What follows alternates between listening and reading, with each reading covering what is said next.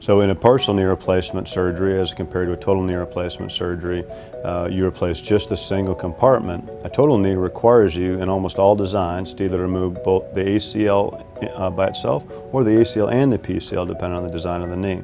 There are some newer knees that allow preservation of both, but those are still what I would consider an experimental with about 2-year follow-up. So the partial knee gives you the most normal knee that you can have with a replaced knee.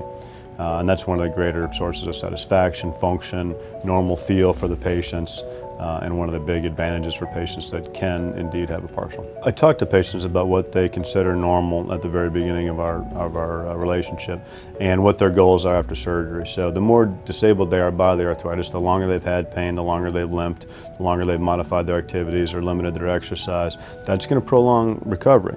In a younger patient who's only had significant symptoms for a year or two and hasn't lost that much muscle mass or strength, their recovery is very quick and they can get back to almost everything they want, very rapidly.